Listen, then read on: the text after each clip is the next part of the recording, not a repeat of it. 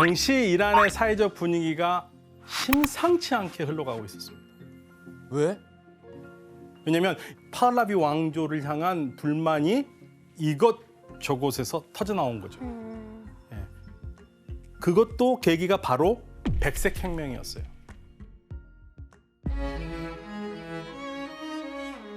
이상적으로만 보였던 이 백색혁명의 개혁안에는 이 보수적인 이슬람주의 세력의 불만을 불러일으킨 거죠. 그렇죠.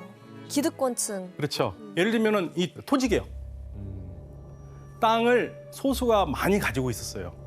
그거를 국가가 흡수를 해서 땅 없는 사람에게 나눠줍니다. 지주들은 싫어하겠죠. 예, 지주들은 싫어하죠. 근데 지주들 중에 가장 중요한 지주가 누구겠습니까? 왕 아니에요, 왕? 아니요. 종교 쪽인가요? 종교 지도자들이죠. 왜냐면요. 모스크나 종교 시설에 관련된 땅들이 굉장히 많았어요.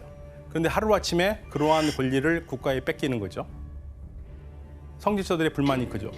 이러한 불만 세력들이 결국 국왕이 밀어붙이고 있던 근대화 개혁의 걸림돌로 등장하기 시작합니다. 이 당시 백색혁명 반대에 가장 앞장섰던 사람이 있었는데요. 바로 호메인이라는 사람입니다. 굉장히 보수적인 분일 것 같아. 네, 당시 호메이니와 종교 지도자들은 토지개혁, 여성의 참정권 이런 것들이 이슬람 교리에 어긋난다고 비판을 했어요. 그리고 일부 국민들 역시 이러한 주장에 동조했습니다. 하지만 이때 이란 왕정은요, 반대파들을 대화로 설득하기보다는 무력으로 강력하게 응징을 했습니다.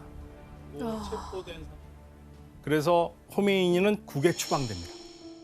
그리고 호메이니의 근거지였던 이슬람 신학교, 그리고 신학교를 중심으로 시작된 반정부 시위를 강경 진압해서 수백 명의 사상자가 발생했고요.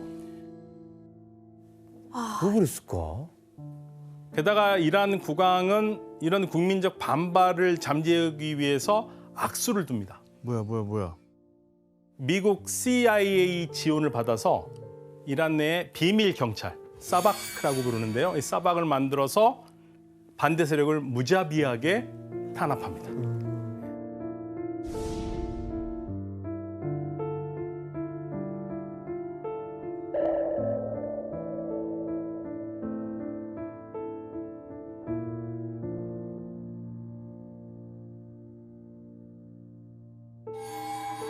이런 상황 속에서 이란 국민들은 백색혁명도 결국 미국의 입김에 못 이겨서 한 개혁이라고 생각하게 된 거죠. 결국 이런 친미 노선이 국민의 반발을 불러일으켰네요. 네, 그래서 결국 종교인, 지식인, 청년층을 중심으로 왕정에 대한 불만과 반미 감정이 점점 더 커지게 된 거죠.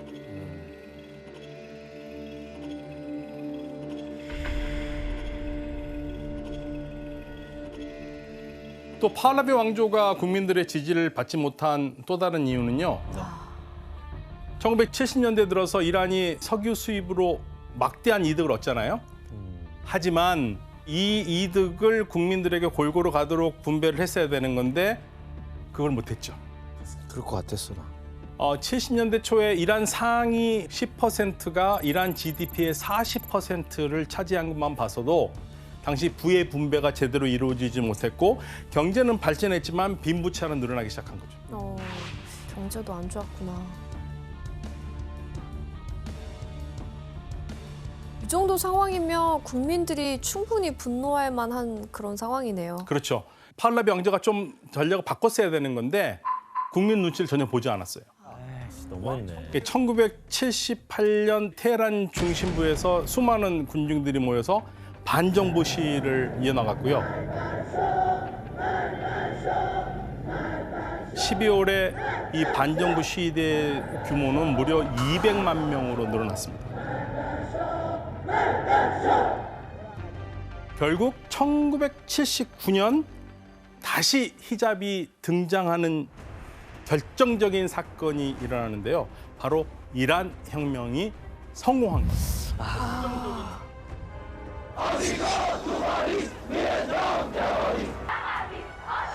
그리고 여성들이 히잡을 쓰면서 정부에 반대를 하기 시작합니다.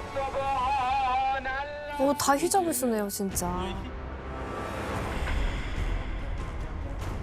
그러니까 이게 지금 정부가 잘못된 정책을 펼치고 자기들 사리사리 챙기다 보니까 그거에 대한 반발 오히려 히잡을 쓰게 되는 그런 일인 거네요. 그렇죠. 이 히잡이 정치적 반대의 상징이 된 거예요. 아, 오히려 히잡이 저항의 상징이라는 게 참 아이러니하네요. 그렇죠.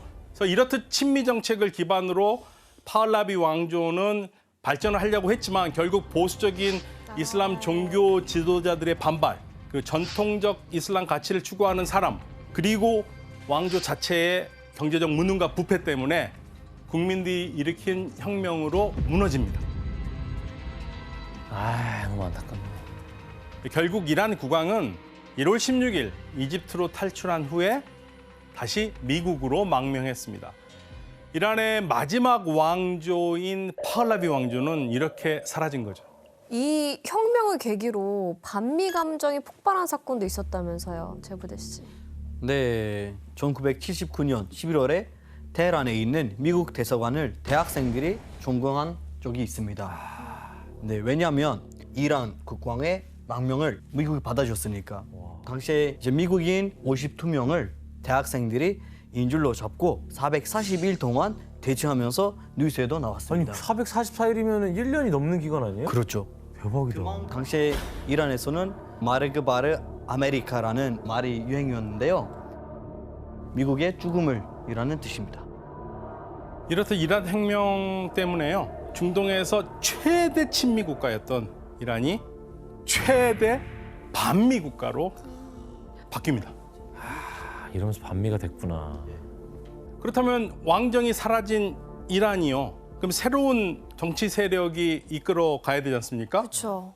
그럼 누가 대체 이 자리를 메꿀 수 있을까요? 아까 그분 아니에요? 아까 그 여기 플랜카드처럼 이렇게 막 팻말도 들고 다니더만. 종교 지도자. 네, 국민들의 선택은 바로 과거 왕 때문에 추방을 당했던 호메이니 옹이었습니다. 당시 호메이니는 혁명이 일어났을 때도 사실 나라 밖에서 조용히 있었던 게 아니고요. 계속적으로 자신의 의견을 발표를 했고 그 생각이 그대로 이란으로 활자화돼서 들어오기도 했습니다. 예. 결국에는 왕이 이란을 떠난 지 정확하게 보름 후에 이란에 들어옵니다. 어마어마한 사람들이 망명 생활을 마치고 돌아온 호메이니를 환영을 했죠. 그리고 호메이니가 앞장서서 이슬람 공화국이라는 체제로 탄생시킵니다.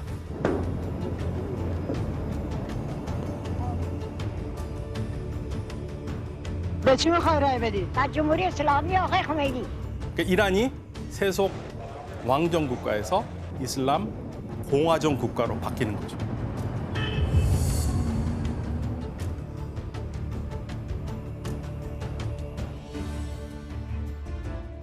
چهار مردم قوم آمدند اما به علت کثرت مردم و ازدحامی که در مقابل ماشینشون شد و چند بار کوشش کرد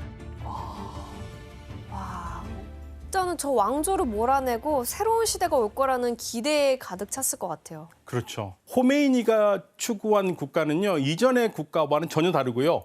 사실은 이슬람 역사상 이런 체제는 처음이에요. 그래요? 예, 국가명이 이란 이슬람 공화국이에요. 밖에서는 이슬람 원리주의 국가라고 부르고요. 이슬람 원리주의라고 우리가 하는 국가는 정치와 종교가 하나가 돼서 움직이는 국가고요. 그리고 서구적인 근대와 서구적인 세속화는 거부하는, 즉 이슬람에서 가르치는 것이 국가의 기본 바탕이 되는 그런 국가를 얘기하는 거죠.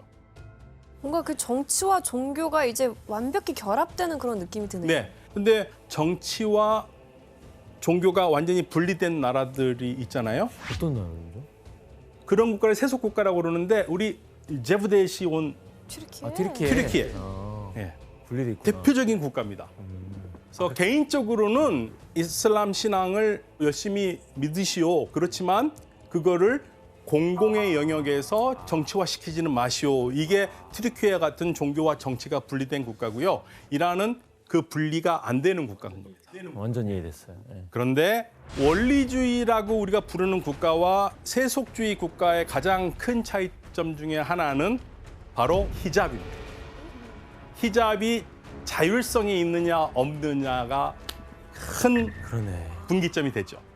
그러니까 혁명 이후에 혁명의 지도자 호메이니가 가장 먼저 히잡 착용을 의무화시키려고 하거든요. 히잡을 착용하지 않는다라는 것은 벌거벗은 것과 같다고 봤습니다. 즉 나체와 같다고. 아니 근데 그러니까요. 여성한테 굉장한 수치심을 불러일으키는 거잖아요. 히잡을 안 썼을 때. 사실 이 말을 한 때가요. 혁명이 마무리된 지가 한 달도 채 되지 않은 상태였거든요. 그런데 호메이니의 이 말이 신문에 실린 그날부터 수많은 여성 근로자들이 직장에 나타나지 않습니다. 그래. 시위하러 간 시간을 거예요? 갔었지. 바로 시위예요? 바로 다음 날 이란 여성들은 강력하게 그 발언에 항의하면서 거리에 나와서 시위를 하고 그러면서 하는 말이 우리는 혁명을 하려고 나온 것이 아니라 히잡을 강제 착용하는 거에 대해서 반대하는 의견을 낸다고 나왔어요. 그러니까 자유롭게 하지. 그렇지만 의견이 쉽게 받아들이기는 어렵겠죠. 아니 근데 뭐 호메이니 씨가 뭐 굳이 그렇게 히잡을 왜 다시 쓰게 하려고 그런 거예요? 무엇보다도 종교적 이유가 굉장히 크죠. 예. 그러니까 혁명 이후 이란이 가장 크게 내건 이념이 이슬람 원리에 맞는 사회 건설이거든요. 그래서 이슬람 문화의 정통성을 다시 찾겠다라는 거고요. 따라서 이슬람교의 가치와 전통을 지켜나가는 상징 중에 가장 중요한 것 중에 하나가 히잡인 거죠. 아,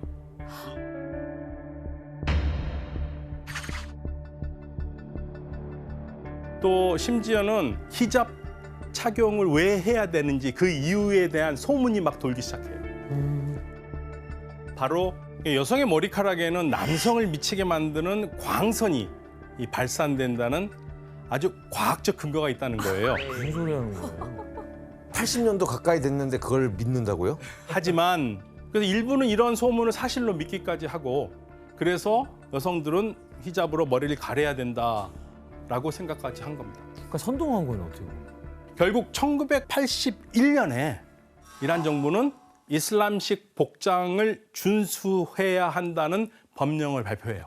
그리고 과거 파hlavi 왕조가 내건 히잡 착용 금지법을 뒤집어서 히잡 착용 의무화를 시행하는 거죠. 아니 이러다가 이란 모든 여성들 다 죽인격 되겠어요. 그래도 이랬다가 저랬다가 계속 해야 되잖아. 그럼 히잡을 착용하는 연령은 몇 살 정도 될까요? 12살? 그냥 중학생 반 14세, 13세. 놀라지 마세요. 네. 9살. 네? 네. 그 학교에서도 이거 쓰고 있는 거예요? 초등학교 3학년에 그 수업을 따로 받아요. 히잡을 따로 받아요, 써야 수업을? 되고 예배해야 되고 어떻게 써야 맞는 건지 그리고 뭐 예배 어떻게 하는 건지 이슬람교 율법에 있는 것들을 다 하나씩 그 특강 같은 거를 열려서 받아요. 아 근데 그게 지금 40년 동안 이어져 오고 있는 거네요. 그러니까 점점 더 금지하는 것들도 많아지겠네요. 경전에 의거해서. 그렇죠. 네. 히잡만 쓰면은 끝나는 문제가 아니고요. 히잡이 가지고 있는 의미가 분리하는 거잖아요. 네. 남성과 여성을 분리를 하죠. 따라서 학교에서도 같이 있을 수가 없죠. 남녀 공학이 있을 수가 없는 겁니다. 그리고 여성들은 스포츠 경기장에 갈 수가 없고요. 수영장을 써도 남성이 쓰는 시간, 여성이 쓰는 시간이 따로 있어요.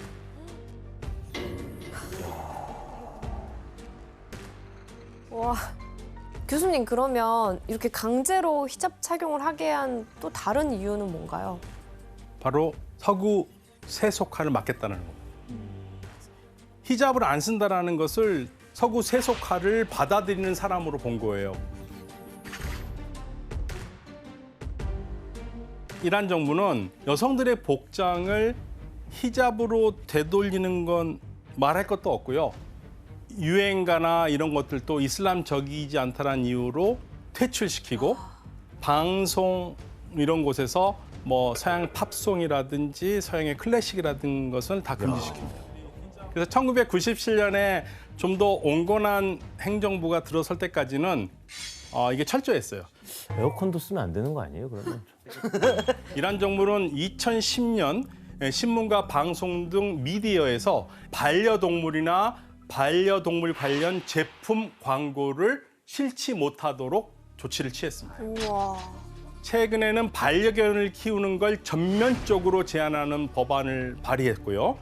그리고 이 법안에 따르면 반려동물을 소유하려면 특별위원회의 허가를 받아야 돼요. 이렇게 이슬람 원리주의 국가가 된 이란은 더 원칙적으로 이슬람 국가의 면모를 갖추기 위해서 많은 노력을 하고요. 특히 여성 히잡 착용을 긍정적으로 볼 수 있도록 광고를 합니다. 아, 연예인 마케팅을 하는 거구나. 홍보를 하는 거죠.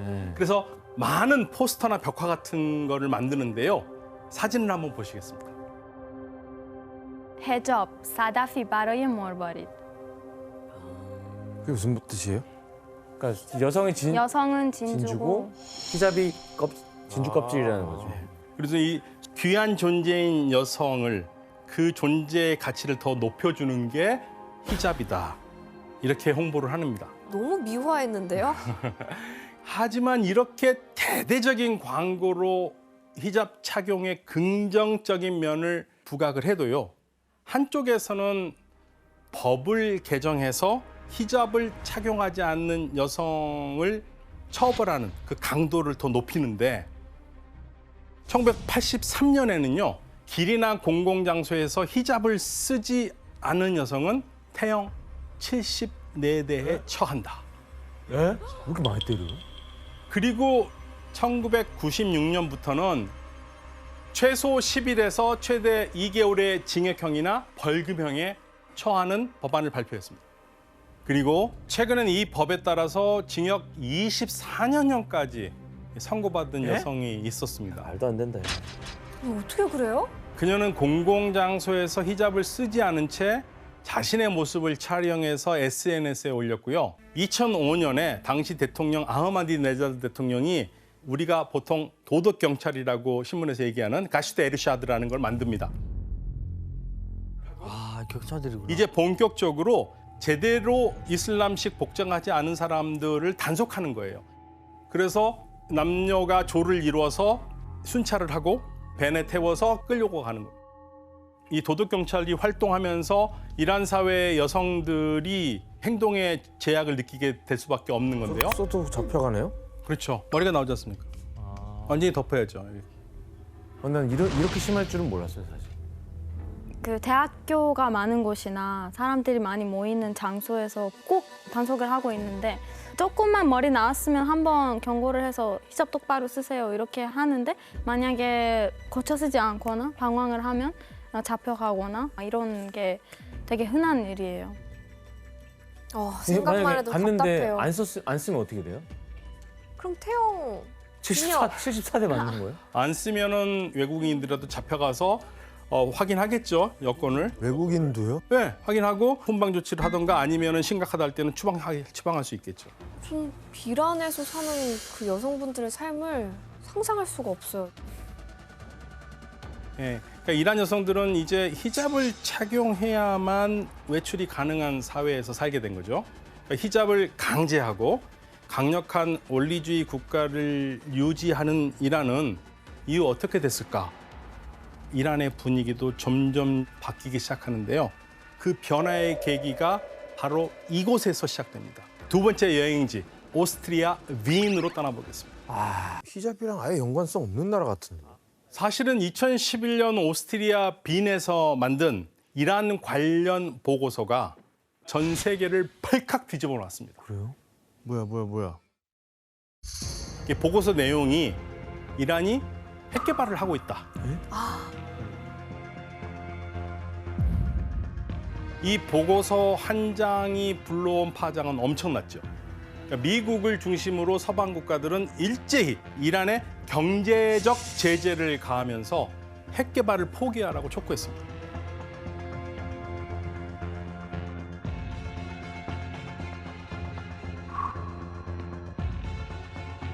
Today, the United States, together with our allies and partners, has reached a historic understanding with Iran, which, if fully implemented, will prevent it from obtaining a nuclear weapon. 결국에는 이란도 물러서고 서방도 협력해서 2015년에 제재를 푸는 겁니다.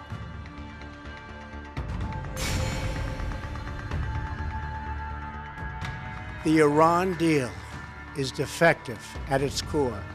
Therefore, I am announcing today that the United States will withdraw from the Iran nuclear deal. 그런데 다시 미국은 핵 협상을 탈퇴하고 경제 제재를 계속합니다.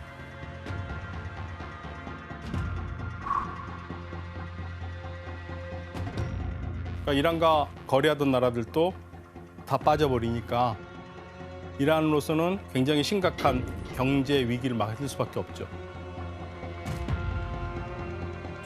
핵무기 때문에 이란이 좀 국제적으로 고립이 되는 상태네요. 그리고 네. 미국이랑 이란 사이가 더 고립이 깊어지겠네요. 완전히. 그렇죠. 네. 이 본격적인 경제 제재 전이었던 2012년에 이란 1인당 GDP가 9,000달러 정도였는데요.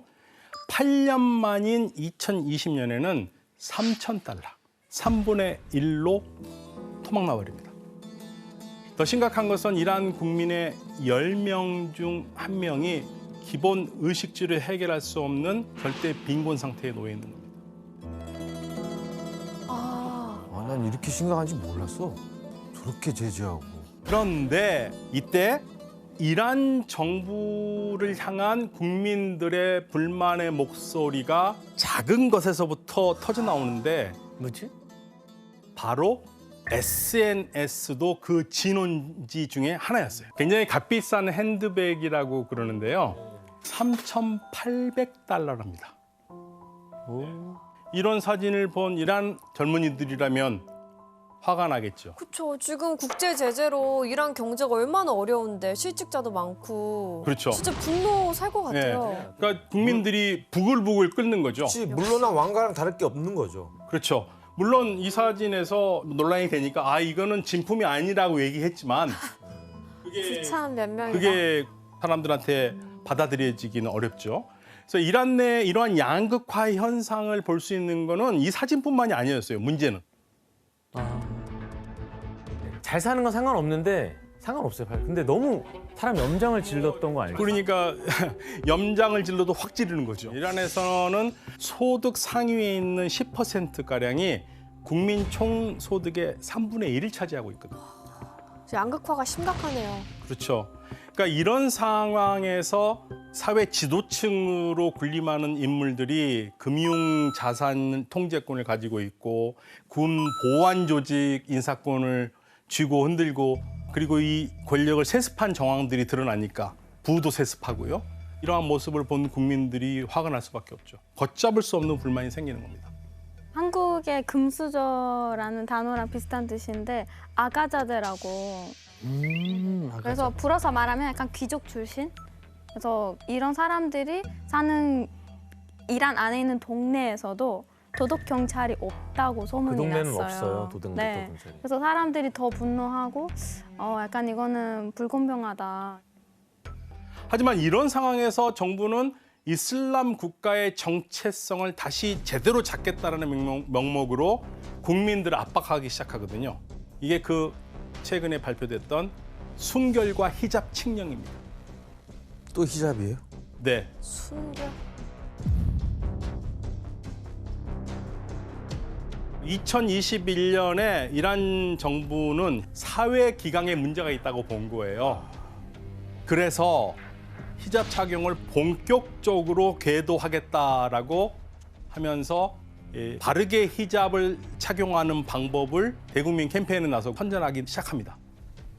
그러다 보니까 머리카락이 한 올이라도 노출이 되는 것도 맞고요. 그러니까 광고에서 히잡이 날렸다는 이유로 광고도 막아버리고 그리고 여성들의 광고 출연 자체도 아예 막아버려요. 난 이렇게 심각한지 몰랐어. 저렇게 제재하고 탄압하고. 그래서 이슬람의 원칙에 따라서 움직이는 국가를 제대로 만들겠다라고 다시 마음을 먹은 거죠. 하지만 미국의 이 계속된 제재와 경제난이 점점 심각해지는 상황에서 2022년 9월 국민들의 불만이 극에 달한 거죠. 올해 9월이네요. 그렇죠. 그러니까 과거 혁명을 일으킨 정부를 향해 다시 반기를 드는 사건이 일어났는데 바로 히잡 혁명입니다.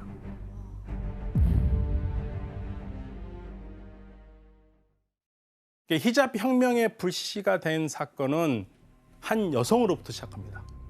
그녀에게 어떤 일이 있었는지 기사를 한번 보시겠습니다.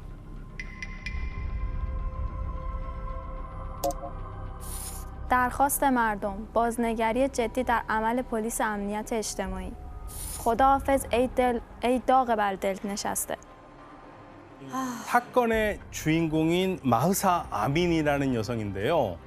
지난 9월 13일에 히잡을 제대로 쓰지 않았다는 이유로 도덕 경찰에 체포가 됩니다.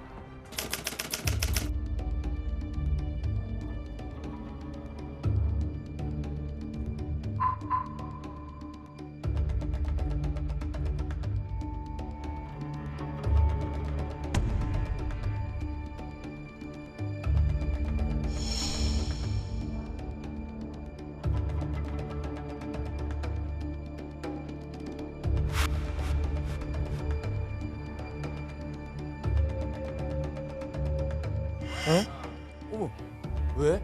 그런데 도덕 경찰에 붙들려간 마흐사 아미니는 갑자기 의식 불명 상태에 빠졌고요. 3일 만에 주검이 되어서 가족의 품으로 돌아왔습니다. 이때 그녀의 나이가 겨우 22살이었습니다. 아, 죽었어요? 이분이 사망하셨어요. 왜 어떻게 죽었어요? 정부 사망 사유는요. 8살 때 뇌수술 받은 병력이 있고 평소에 아드레날린과 갑상선 부조 증상이 있어서 약을 먹고 있었는데 체포된 상황에 적응하지 못해서 심장에 이상이 왔고 뇌산소 저하증으로 죽었다고 얘기를 하고 있고요. 하지만 유가족 측은 벤에 탈 때부터 목격자들의 진술이 경찰이 때렸다. 뭐지? 그리고 응급실로 갔었을 때 CT 촬영을 한 거를 입수를 해서 보니까 구타를 한 흔적이 있다. 아, 그건 빼박인데. 예. 그래서 이 두 가지가 엇갈리고 있는데 국민들은 여기에 이제 분노하기 시작했고 9월 17일에 마흐사 아미니 이 여성의 고향인 사게즈에서 시위가 시작됩니다.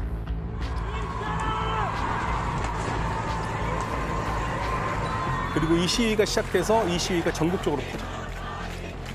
지금까지 3개월이 넘도록 곳곳에서 산발적으로 시위가 일어나고 있는데요.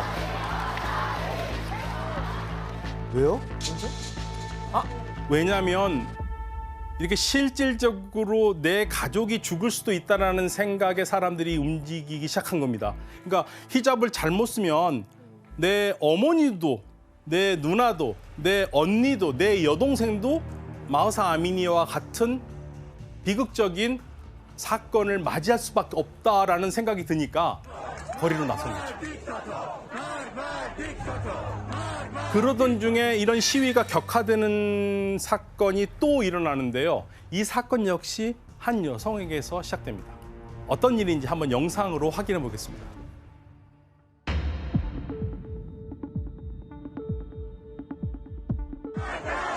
뭐야? 뭐는 거야? 그치, 가만히 있을 수 없지.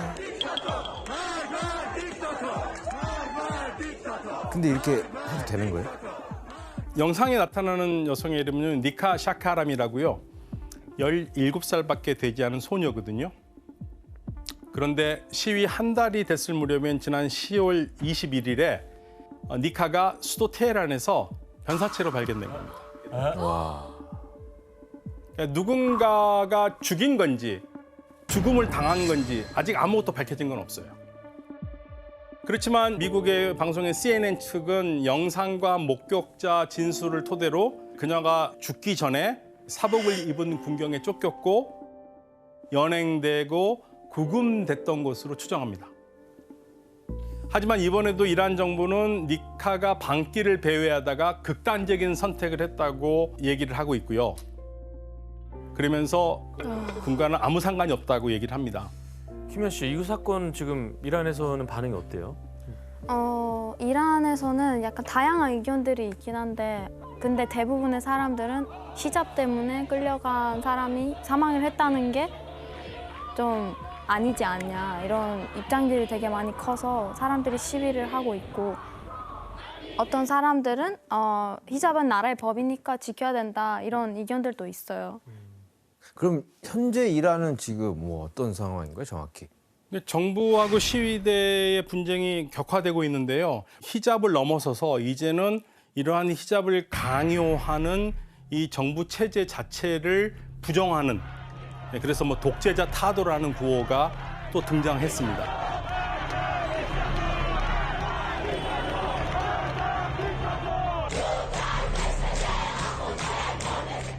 그리고 이 시위를 이끌어가는 사람들이 젊은 층이에요.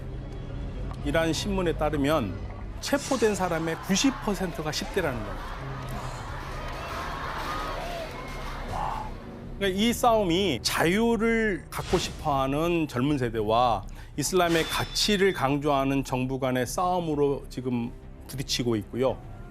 보도에 따르면 상당히 많은 사람, 400명 이상이 사망을 했다라고 알려지고 있고, 그리고 이 중에 60명 정도의 사람들이 이 미성년자라고도 알려져 있어요. 그래서 사상자는 계속 늘어나고 있는 거고요.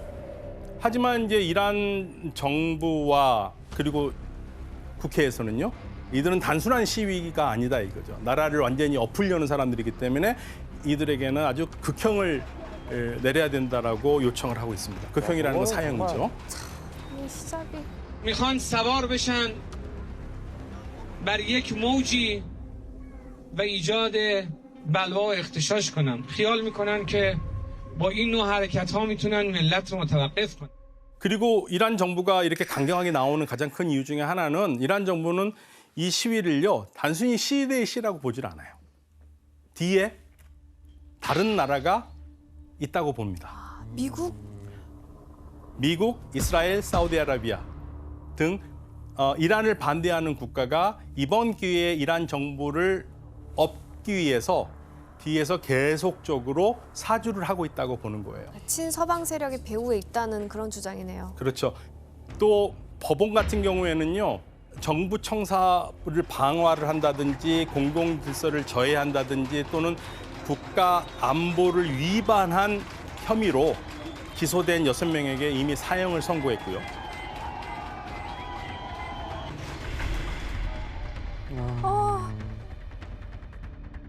게다가 이들에게 신의 적이자 세상의 타락이라는 죄목도 더해진다고 밝혔어요.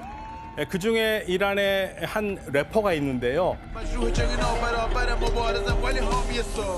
이 시위에 동조했다는 이유로 가족과 변호사조차 참석하지 못한 채 재판을 받았고 사형 선고를 받았습니다. 즉 신과 전쟁을 했다는 이유죠.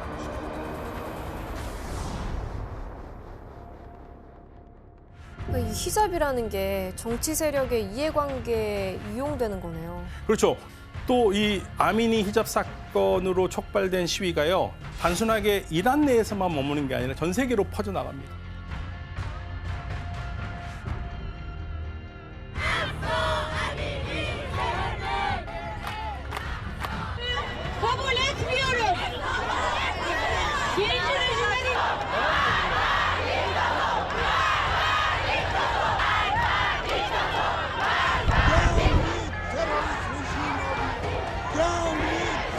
그래서 이란 시위대와 국제사회가 같이 힘을 합쳐서 이란 정부와 맞서는 그러한 형국까지도 지금 보여주고 있습니다.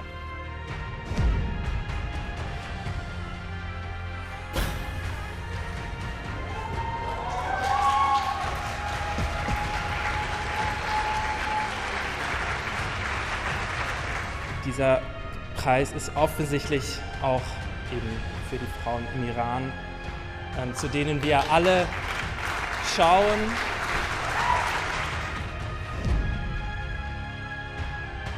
we the peoples and the citizens of the EU demand the unconditional and immediate stop of all the violence against the women and men in Iran. Jian, Azadi, women, life, freedom.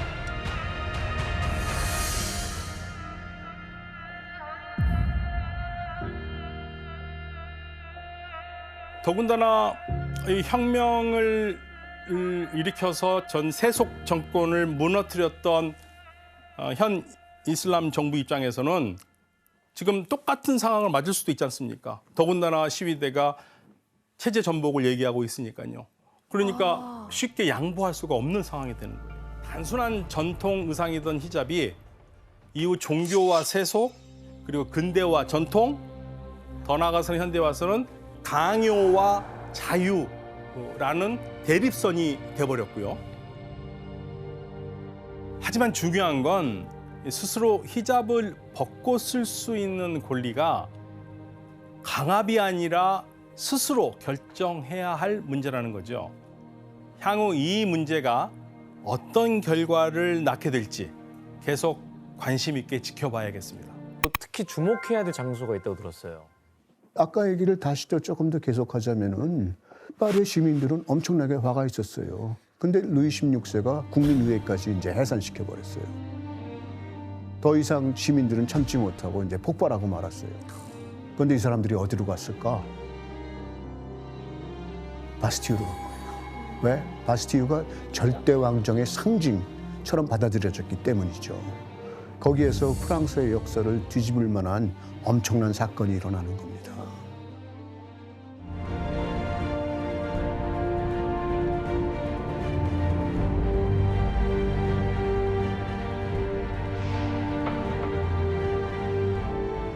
파리 중심지에 우뚝 서 있는 바스티유 감옥의 성탑.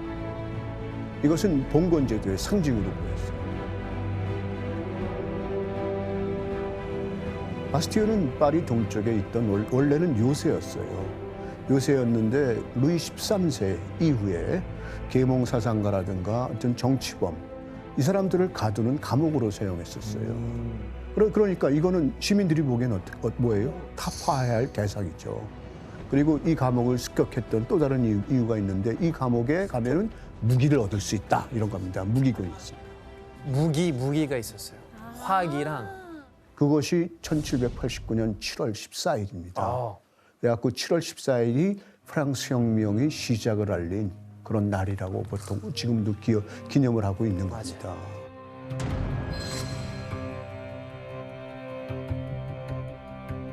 그 시민들은 여기를 습격했는데 여기에 또 갇혀있던 죄수들을 만나요. 가서 봤더니 죄수가 딱 7명뿐이었어요. 그런데 그것도 사기꾼 4명이랑 정신 이상자 2명, 바람둥이 1명뿐이었어요. 아, 정치범이 아니었구나. 그런데 여기서 또 다른 문제를 하나 낼게요. 그러면 시민들은 이 바스티유 여기를 습격했다가 죄수들뿐만이 아니라 또 다른 어떤 물건을 발견해요. 시민들이 발견한 건 뭐였을까요? 물건? 감옥에 있을 만한 특별한 물건. 아, 파비앙. 바게트. 바게트. 바게트? 아니요? 네, 아니에요. 바게트 없어요? 아니에요. 프랑스인이면 무조건 바게트 있을 줄 알았는데. 빵은 이제 몸의 양식이죠. 마음의 양식으로 한번 생각해 보세요. 정답. 예. 뭔가 책 같은 거 아니었을까요? 책 중에서 어떤 책이었을까요? 책이야? 규현. 성경?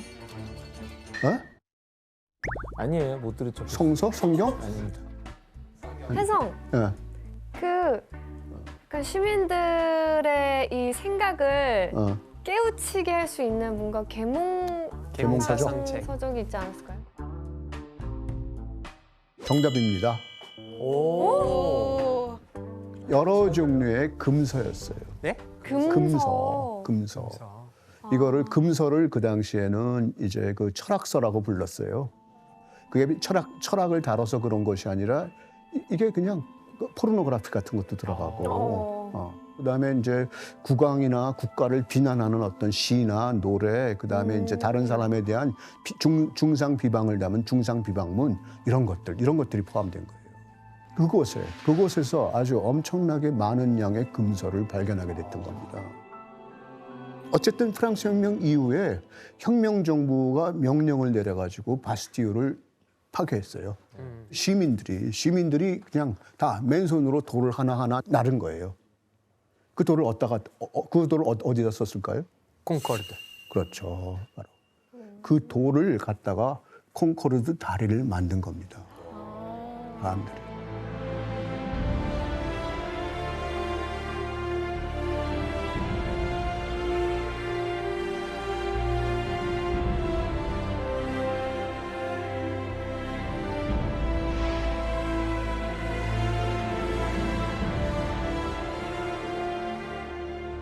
구체제를 이제 짓밟는다는 의미로 그 돌을 가지고 이제 콩코르드 다리를 만든 거죠. 그러다가 우리는 이제 밟잖아요. 옛날 체제를 밟고 올라간다. 옛날 체제, 구체제를 이제 짓밟는다는 상징적인 그런 의미로 이렇게 만들었다고 해요.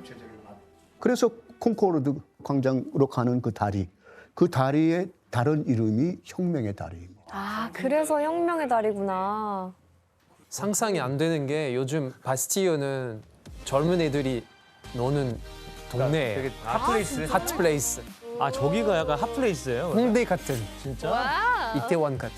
좀 카페가 많고 좀 바가 많고 밤이 되면은 사람들이 길에서 뭐 이렇게 헌팅도 하고 막 그래요? 그 헌팅도 하고 그랬겠죠. 핫플이구나, 핫플. 근데 이제 어쨌든 그 바스티유 습격을 통해서 프랑스 혁명이 이제 본격적으로 시작된 겁니다. 그런데 프랑스 혁명이 시작되니까 어떻게 될까요? 오히려 마리 앙뚜아네트를 위한 가짜 뉴스가 훨씬 더 악랄하고 노골적이고 외설적으로 변했어요. 숫자도 엄청나게 늘어났어요. 끝이 없네요. 끝이.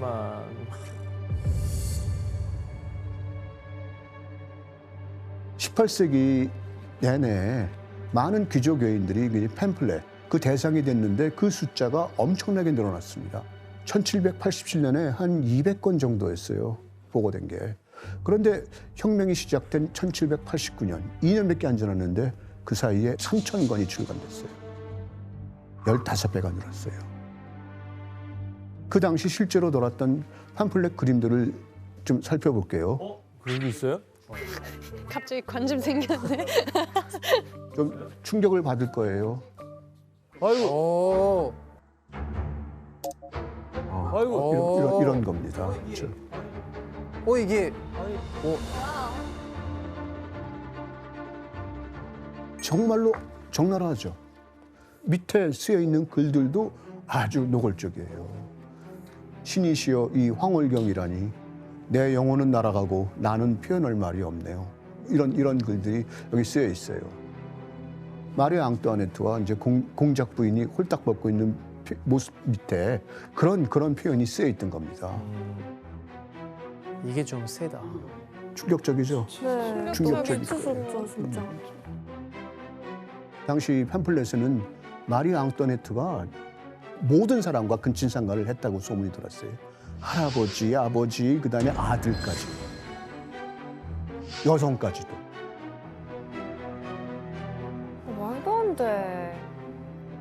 그 다양한 팜플렛에서 마리 앙뚜아네트는 나쁜 딸, 나쁜 아내, 나쁜 어머니, 나쁜 왕비, 그냥 모든 곳에 있어서 괴물이었다. 이런 방식으로 표현됐던 겁니다. 그러니까 이런 것들을 보더라도 그 당시에 마리 앙뚜아네트를 위한 비난의 수위가 얼마나 높았는지 알 수 있겠죠. 이런 게 어떻게 가능하겠어요? 말도 안 되는 건데 이런 팸플렛이 아주 본격적으로 노골적으로 숫자가 늘어나고 강도가 심해졌다고 하는 겁니다. 네. 그러니까 이제 왕비를 대상으로 한 포르노그래피 그 형태는 뭐 노래도 있고 우화도 있고 연극도 있고 엄청나게 다양했어요. Ainsi que sa femelle, Antoinette hypocrite et cruelle, au Louis sans cervelle, par elle est attrapée, par elle est attrapée, et le peuple trompé se lève et prend les armes pour cesser les alarmes. 아니 그냥 머리로 그냥 간 거네 그냥. 왕비를 조롱하는데 이런 팸플렛이 늘어나게 됐던 다른 이유가 또 하나 있어요.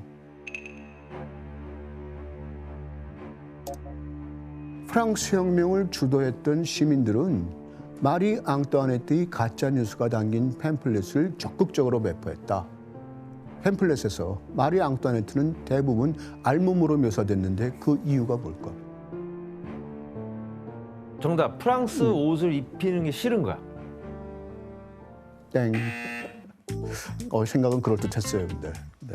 정답. 저런 왕비도 알몸으로 벗은 상태에서는 우리와 다를 게 없다. 정답. 정답입니다. 정답. 정답입니다. 이게 맞다고요? 그게 딱 정답이에요. 사회적 신분은 무엇에 의해서 표현되는 것 같아요? 옷이에요. 옷을 벗김으로써 누구나 말하자면 원초적인 어떤 인간은 다 똑같다라고 하는 어떤 그런 의미가 들 수 있죠. 벽초 홍명희 선생의 작품 중에 인걱정이라고 있는데 거기에도 보면은 어떤 그런 것들이 표현되는 게 있어요. 의족들이 아주 나쁜 양반들을 붙잡아 놓고 엉덩이를 볼기를 내려서 볼기짝을 때려요. 그러면서 하는 말이 뭘까? 양반이나 쌍놈이나 볼기짝은 똑같네. 이런 얘기입니다. 그러니까 원초적인 어떤 인간으로 만난 인간은 같다는 거예요. 그리고 그런 와중에 이렇게 그냥 비난은 높아지는데 빵값이라든가 식료품 가격은 계속 오릅니다. 먹고 사는 문제는 해결되지가 않아요. 상황은 어떻게 돼요? 점점 더 악화될 수밖에 없죠. 어느 정도인가 하면은 당시 빵 한 개의 가격이 하루 일당 정도였어요. 하루 일을 해야 빵 한 조각 먹는 거였어요. 특히 이제 가정의 주부 여성들은 그냥 빵값, 반찬값 이런 데 민감할 수밖에 없잖아요. 배고파서 못 살겠다. 이제 시위에 나선 거예요. 빵이 아니면 죽음을 달라. 이런 식의 외치면서.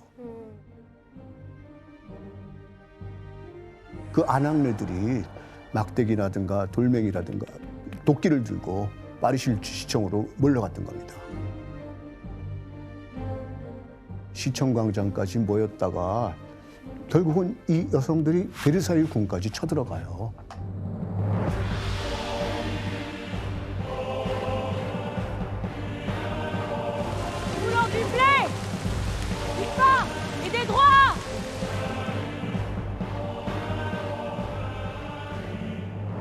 궁까지 쳐들어가서 왕대 침실까지 쳐들어가요.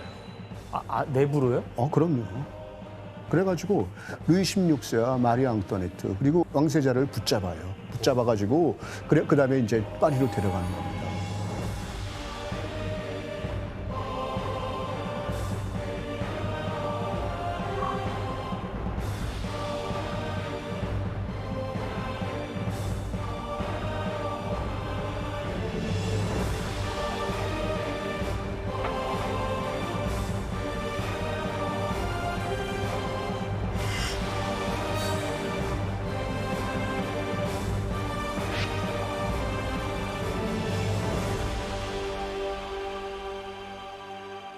그래서 베르사유는 다시 못 가는 거예요.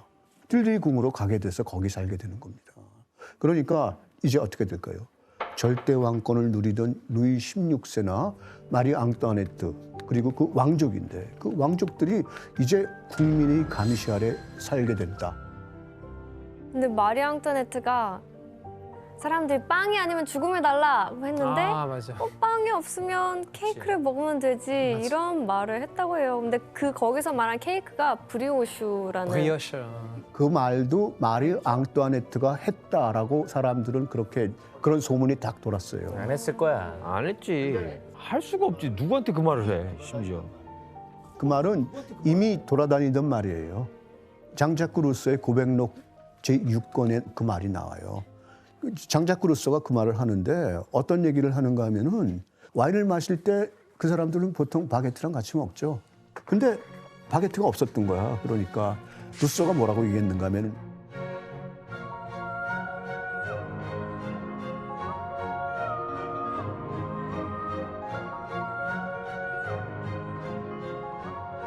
고백록 6권이 나왔을 때 마르 앙뚜아네트는 사실 그 당시에 9살 여자에 불과했어요. 그러니까 이게 그냥 그런 얘기를 말하자면 할 방도가 없었다고 하는 거죠. 자, 우리는 또 여기에서 마지막 반전을 또 꾀합니다. 루이 16세와 마리 앙뚜아네트는 권력도 잃고 거의 이제 갇혀 지내다시피 했어요. 그러니까 소심했던 왕도 그렇고 그 가족은 이거는 이러다가 죽는 거 아닌가 하는 그런 위협까지 느끼게 돼요. 그러다가 이제 마리 앙뚜아네트가 한 가지 생각을 해냈어요. 바로 위협을 느끼는 파리를 탈출하자는 거예요. 맞아.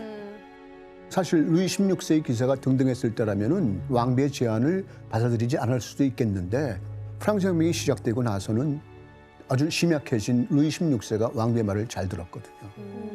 그래가지고 몽메디로 가자라고 제안을 했던 게 누구였을까요? 그 스웨덴 백작 페르센입니다. 이 페르센 백작이 누군가 하면은 만화 베르사유의 장미에 나왔던 바로 그 사람입니다. 그러니까 마리 앙뚜아네트와 불륜 관계라고 소문까지 났던 바로 그 사람입니다. 실제로 페르센 백작은 마지막까지 마리 앙뚜아네트를 성심성의껏 도왔어요.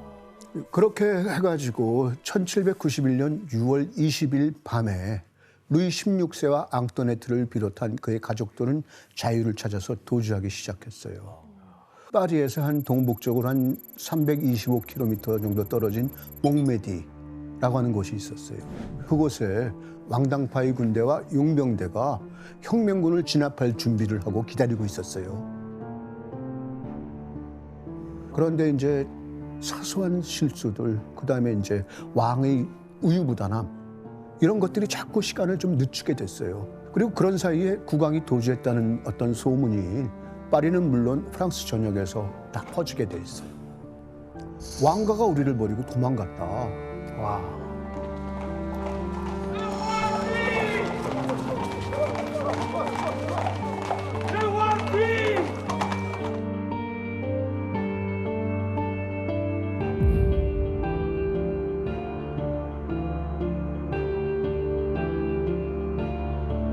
그런데 이제 어떤 마을에 수상한 마차를 탄 수상한 사람들이 나타났어요. 바로 루이 16세와 마리 앙뚜아네트 그리고 가족들이에요. 마차 밖에 다가온 호위대원이랑 인사를 하려고 루이 16세가 창밖으로 머리를 내밀었어요. 그런데 그 호위대원이 마차 안에 있는 사람한테 너무도 공손하게 인사를 하더라. 그걸 눈여겨본 사람이 우체국장이에요. 그 마을에. 우체국장이 그 얼굴을 봤더니 프랑스의 그 지폐, 아시냐 지폐 거기에 그 왕의 사진이 올라와 있어요. 그걸 봤던 거예요. 그걸 한번 그 사진을 한번 볼까요? 지폐 있는 얼굴이랑 똑같아서 너무 잘 그렸나 보다. 얼마나 잘 그렸길래.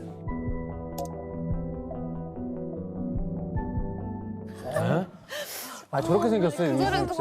이게 어떻게 알아보죠? 아니 이걸 보고 어떻게 알았지? 이게 이제 1791년에 아시냐. 바로 이제 그 바렌느 도주 사건이 있었던 바로 그 당시죠.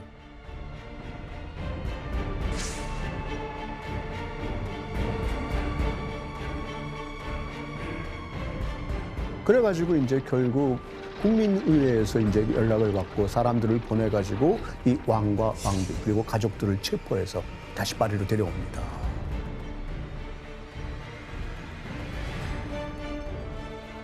그리고 국민의회에서 이 가족들이 파리로 호송되어 오는데 침묵으로 그 사람들을 맞이해라.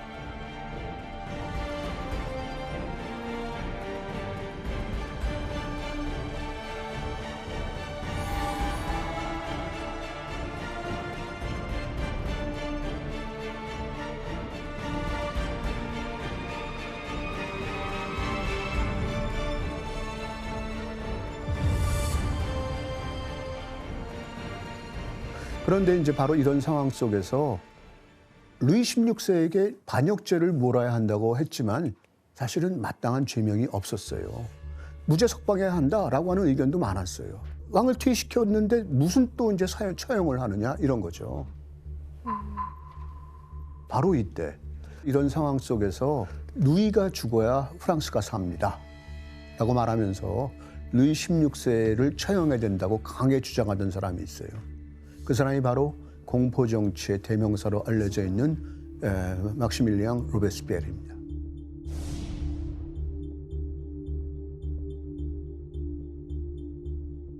루이 16세를 재판하는 건 그것은 혁명 자체를 비난하는 겁니다.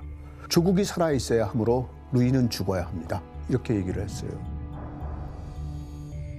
결국 그래서 루이 16세는 1793년 1월 21일 단두대에서 처형당했던 겁니다.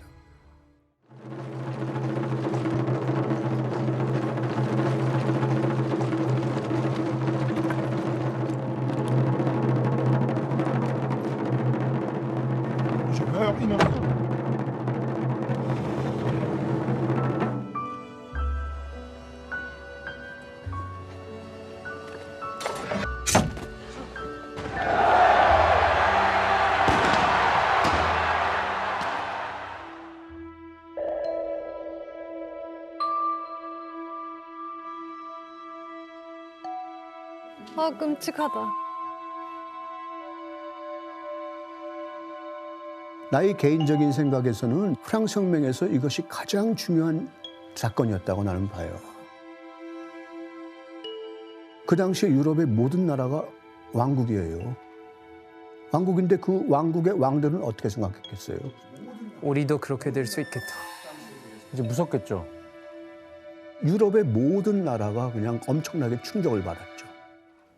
이 모든 나라가 프랑스에 대해서 등을 돌린 거예요. 모든 나라가 프랑스에 대해서 전쟁을 벌인 거예요.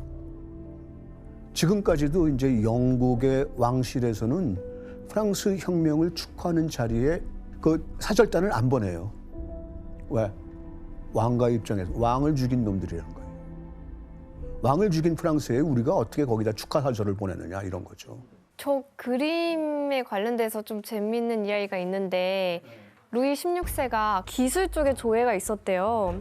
그래서 저 단두대 사형 집행인한테 칼이 이렇게 똑바로 서 있으면 칼날이 잘 안 든다. 약간 이렇게 비스듬히 서 있어야 칼날이 잘 든다고 그걸 건의를 해서 그게 그렇게 고쳐졌거든요. 저 원래 반원형이었거든요. 반원형이었다가 자기가 만드는 거 좋아해서. 그런데 이제 이 처형 장면에서도 아주 흥미로운 어떤 일들이 벌어져요.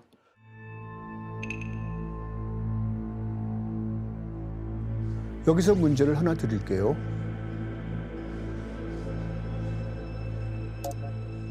루이 16세가 처형당하는 장면을 보기 위해서 사람들이 많이 몰려들었어요.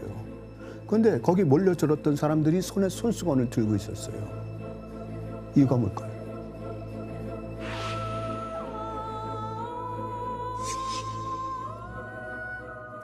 이게 끔찍하니까 보지 않기 위해서 눈을 가리려고. 나도. 눈 가리게. 땡. 정답. 피 튈까 봐 이렇게 막으려고. 아니에요.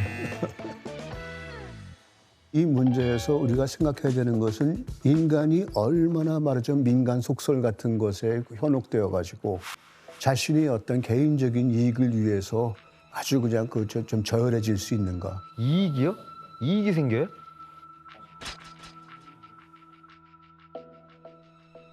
야, 근데 나중에 왕의 피 손수건 경매 붙이면 엄청 비쌀 것 같은데.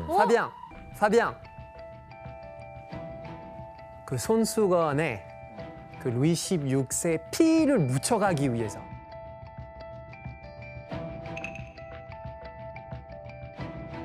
정답.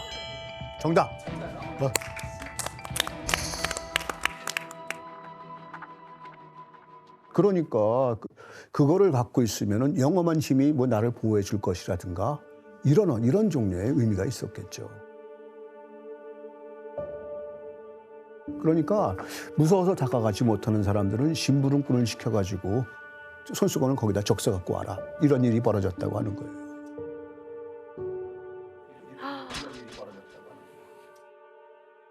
그래갖고 루이 16세는 형장의 이슬이 돼서 사라졌어요. 그럼 그 다음에 타겟은 누구였을까요? 마리. 그렇죠. 바로 마리 앙뚜아네트였어요. 마리 앙뚜아네트는 같은 해 1793년 10월 16일 단두대 앞으로 끌려 나오게 된 거예요. 그 마리 앙투아네트의 프랑스에서 그런 말이 있는데 그 전날에 머리가 갑자기 하얗게 져서 그런 말이 있어서 공포에 질려서 그랬다는 말이 있죠. 너 마리 앙투아네트 머리네? 그러면 머리가 좀 새치가 많이 생겼다. 내일 나는 중요한 시험이다. 그러면 너는 마리 앙투아네트처럼 머리가 하얘지겠다. 아, 그런 표현이 있어요? 그러니까 이제 그 마리 앙투아네트는 한 감옥에 수감되어 있었어요. 감옥에 수감되어 있다가 이제 형장으로 끌려오는데 그때의 그림을 한번 우리가 보도록 하죠. 이게 바로 말하자면은 자크 루이드 다비드라고 하는 유명한 화가가 있죠. 다비드는 너무 유명하죠. 자크 루이드 다비드. 그 다비드 상의 그 다비드가 아니라. 다른 다비드? 그 화가가 이런 스케치를 그린 거예요. 그러니까 이게 언제의 스케치인가 하면은 형장에 끌려갈 때 마차를 타고 거기 들어가죠. 창 속에서 보이는 그 모습을 스케치한 거예요. 되게 살 많이 빠진 모습이네. 늙어 보이네요, 갑자기.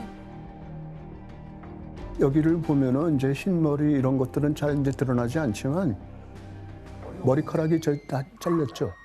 머리가 없는데? 왜 그랬을까요?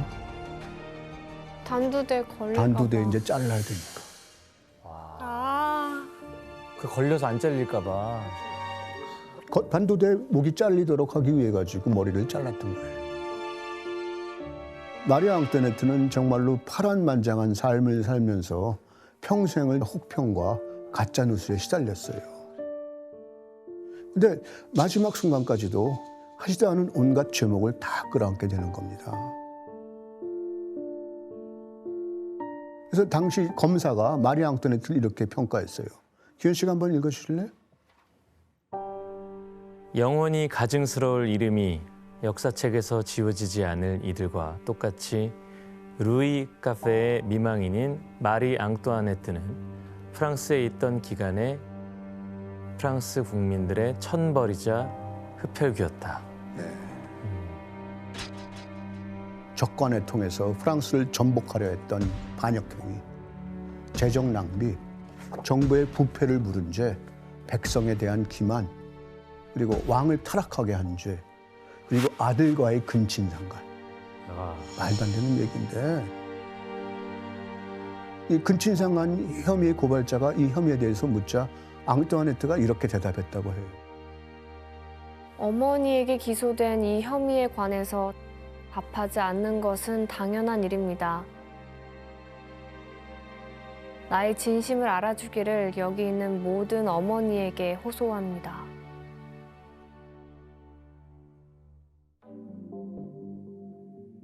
이 말을 듣고 재판장에 있던 모든 여성들이 마리 앙투아네트에 동조했어요. 그런데 아이러니하게도 이 기소에 대한 증언을 했던 사람이 바로 마리 앙투아네트의 아들이었어요. 왕세자였어요. 아들이 증언을 했다고요? 사주를 당한 거지.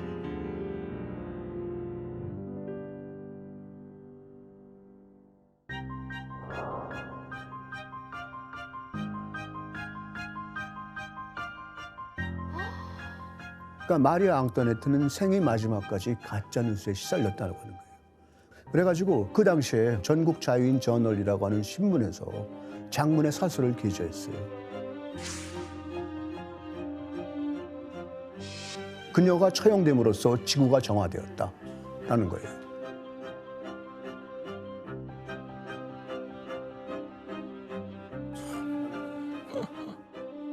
마리 앙투아네트는 실제로 어떤 사람이었을까요? 자신의 집사와 하녀가 사망했을 때 그 아이들이 고아가 될까 봐 그 아이들을 입양했어요. 따뜻한 사람이었네. 진짜 전혀 몰랐네요. 그런 측면은 조금도 고려하지 않고 그냥 이런 죄목을 쓰고 마리 앙투아네트는 처형을 당했던 겁니다.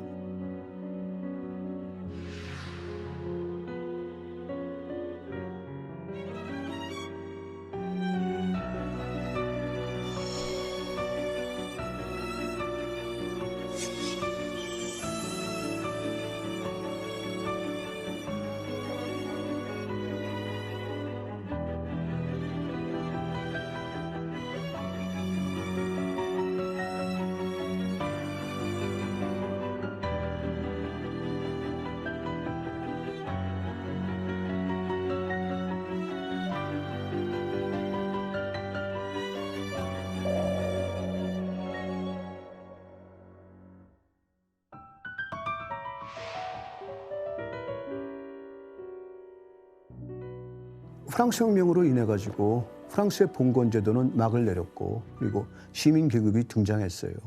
그런데 다른 나라에서도 그런 혁명이 있었는데 왜 민주주의의 시작이라고 하면 프랑스 혁명을 가장 먼저 꼽을까? 가장 본질적인 걸 우리는 생각해야 됩니다. 영국에서도 이미 명예혁명이 다 있었죠. 그런데 그 혁명은 왕에 대한 귀족들의 권익을 높인 거예요. 영국 귀족들의 권익을 높인 거죠. 미국 혁명은 뭘까요? 미국 독립혁명 유럽에 의존하고 있던 것을 탈피해가지고 미 대륙을 하나로 묶어주겠다 하는 의미가 있었기 때문에 혁명이라고 말하지만 사실은 그건 어떤 한 나라의 이익을 위한 혁명이었죠. 그런데 프랑스 혁명의 가장 큰 중요성은 뭘까요? 프랑스 혁명은 인권을 얘기했어요. 보편적인 인간이 다 평등한 권리를 갖는다 이 얘기를 했던 겁니다. 바로 그렇기 때문에 프랑스를 넘어서 모든 인간을 위한 혁명이었다. 이 방식으로 그걸 이해하고 있는 겁니다. 혁명으로 바뀐 것 어떤 게 바뀌었을까 한번 얘기를 좀 해보시겠어요? 먹을 게 제일 중요하잖아요. 그래서 사람들이 빵의 평등권이란 걸 외쳤는데 귀족들은 흰 밀가루가 들어간 빵 먹고 서민들은 그냥 거친 검은 빵을 먹었다면 아 이제 그렇게 하면 안 되고 모두를 위한 한 가지 종류의 빵만 만들자. 역시 혜성 씨는 빵에 관한 모든 걸 알고 계시네. 빵순이라서. 빵에 대해서 모르는 게 없어요. 그리고 그 당시 혁명군이 이제 모자를 쓰고 있었는데 보네프리지아라고 파란색, 하얀색 그리고 빨간색인데 지금 프랑스 국기가 있잖아요. 삼색기. 그 가운데에는 그 하얀색은 불봉 왕가, 불봉의 가문이죠. 그리고 양쪽에 있는 파란색이랑 빨간색은 파리시. 그러니까 이제 프랑스 혁명이 구호로 내걸었던 자유, 평등, 박애 그런 이념이 여러 가지 방식으로 보여요. 삼색기, 그렇죠? 자유, 평등, 박애. 삼색기를 다른 나라에서 많이 받아들인 거예요. 바로 이탈리아 같은 경우는 똑같이 초록색이 곧바로 파란색이랑 그때 등치됐다고 보면 돼요.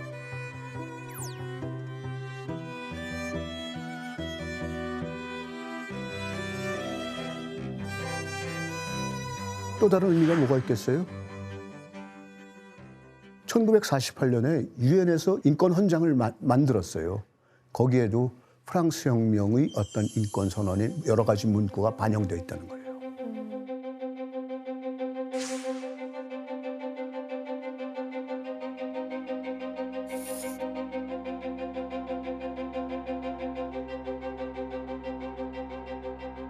모든 주권의 근원은 본질적으로 국민에게 있다.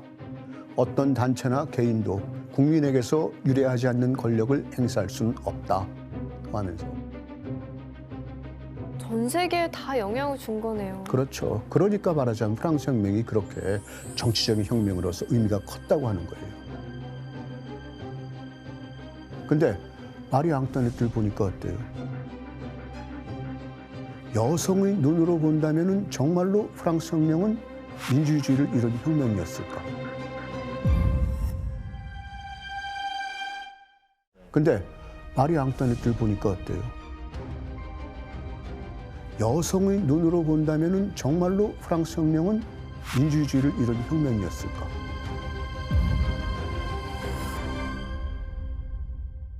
빵의 시위를 주도했던 그 여성들 집으로 돌아가라. 왜?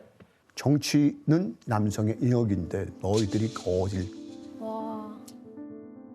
프랑스 혁명에서 자유, 평등, 박애라고 하는데 박애라고 하는 말이 프라테르니테 아니에요?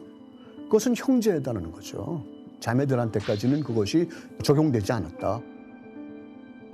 너무 화난다. 그리고 인권은 뭐예요? 롬무라는 게 인간이지만 동시에 남자잖아. 인권 선언은 남성권 선언이었다라고 하는 거예요. 그러니까 혁명파의 여성들도 전부 다 단두대에서 목이 나갔어요. 뭐야? 마녀 사냥 아니에요? 청하면서 이제 거기다가 이 사람들의 성격 규정을 어떻게 했는가? 이 사람들은 남성이었다 이거예요.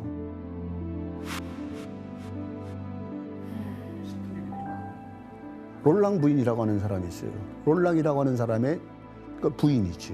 롤랑 부인은 남편을 도피시켜요. 남편을 도주시키고 자기가 체포돼 갖고 이제 형장에 가요. 형장으로 가는데 처형을 당하면서 혁명이여 너희 이름으로 얼마나 많은 피가 뿌려졌느냐. 그 소식을 나중에 전해 들은 남편이 나무에 목을 매서 자살을 했죠. 올랭푸드 구주라고 하는 그런 여인이 있어요. 여성 권리 선언문을 썼어요. 여성들도 정치적인 연설을 할 연단에 올라설 권리를 가져야 한다. 그리고 처형장에도 올라갈 권리를 가져야 한다라고 얘기했어요. 그리고 정말로 처형당했던 거죠.